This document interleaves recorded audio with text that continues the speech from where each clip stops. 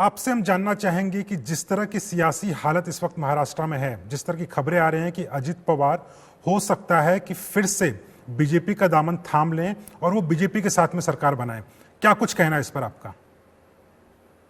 देखिए, एक तो ये अफवाहें हैं।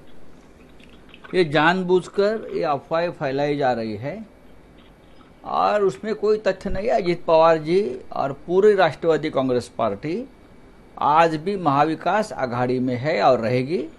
अजित पवार जी से हमारा संपर्क है, सुबह ही बात हो गई, पवार साहब से बात हो गई।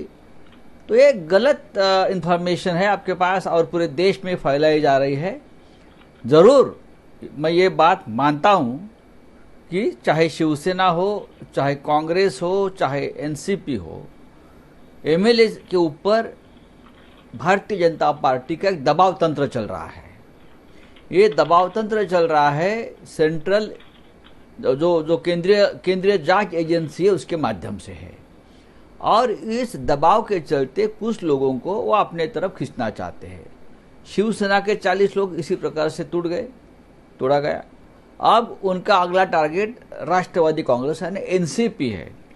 लेकिन बार बार आप अजित पवार जी का नाम ले रहे हो और मैं दावे के साथ कहता हूं अजित पवार जी कहीं नहीं जाएंगे, वो हमारे साथ ही रहेंगे।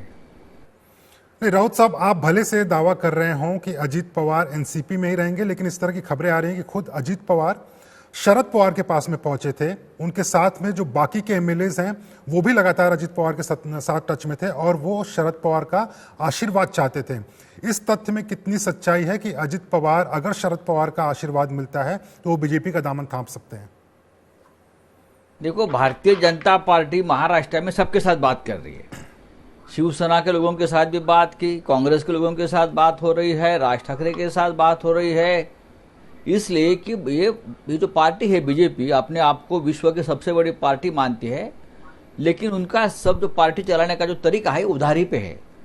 खुद के लोग नहीं है सरकार और पार्टी चलाने के लिए, तो बाहर से लोग लेकर ये अपनी पार्टी बना रहे और पार्टी बढ़ाने की कोशिश कर रही है। शरद पवार साहब के पास अजित पवार चले गए और आशीर्वाद मांगा। मैं पवार साहब को सबसे ज़्यादा पहचानता और जानता हूँ।